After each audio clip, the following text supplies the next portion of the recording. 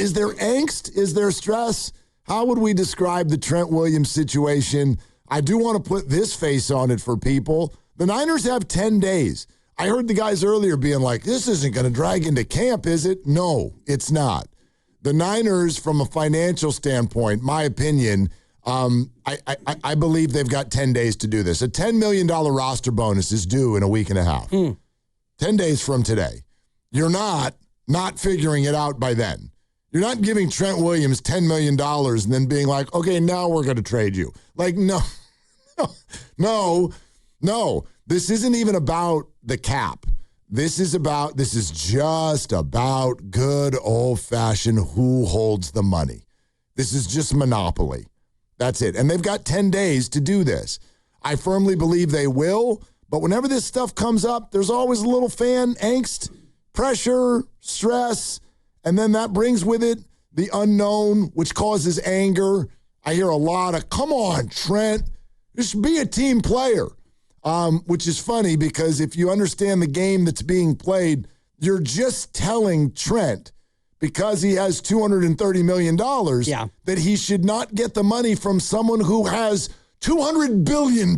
Yeah, just about. And they just sold off 5% of the team and got however hundreds of millions of dollars just cash on hand. Right. So he's the little guy in this one. The way little guy. Which is ironic. Right. If you compare Jed to him, Jed's the big guy. And Jed ain't getting hurt this year. He's going to survive. Jed doesn't need to move anybody. Nobody's attacking his legs. No. None. They're not, but you already look at Trent's contract, and he already has voidable years, which means we're paying you for years we both know you're not going to play, and that goes through 2029 when he'll be 41. And if you did something for Trent again, you probably would have to slop more money into the down-the-road portion of your cap, which is not going to hamstring you. And as we know, the cap goes up every year. So even if you have to put $30 million in, we're going to defer that in cap money, and you pay that in 5 years, the cap will go up by more than $30 million. What am I about to say? I had 2 words, and you know exactly what they are. You were mouthing it yesterday during the Cam Inman interview. Say it. Cap schmap. Cap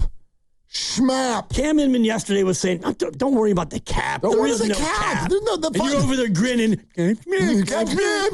You wouldn't interrupt Cam, which is good, but you're over there acting like a clown. Cap.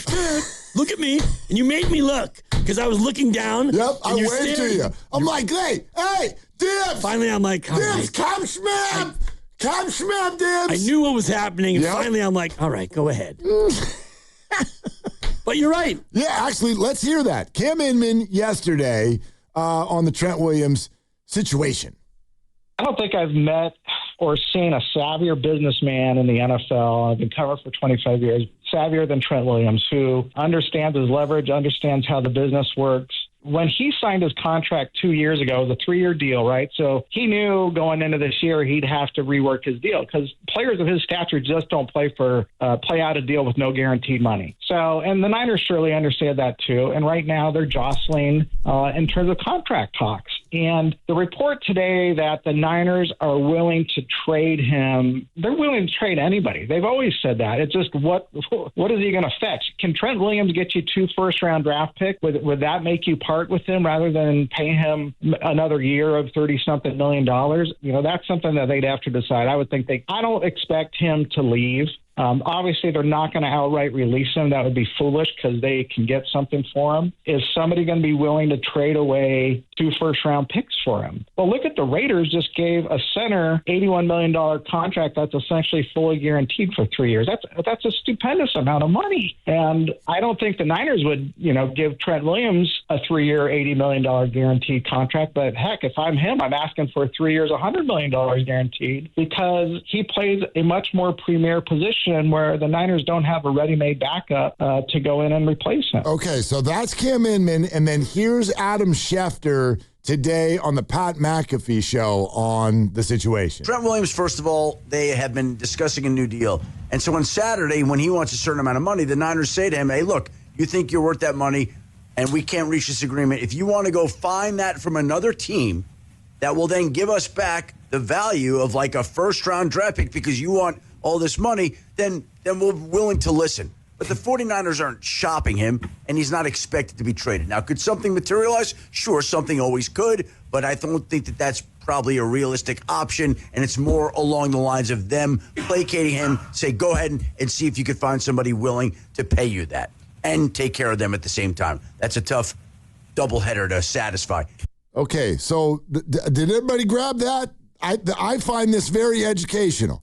This is interesting to me. Understand, trading Trent Williams would mean, A, a major cap hit for no real good reason. $34 million. Okay. B, you don't have a left tackle. Right. In theory, you could get one in return either as an actual left tackle or draft picks. Sure. But the acquiring team is going to need to satisfy what Trent is asking for financially and give the 49ers at least one first-round draft pick. Right. Who the hell doing that? Might be a team that is thinking they're just maybe one player away, one left tackle away from having a good window. Malpractice. 38 years old.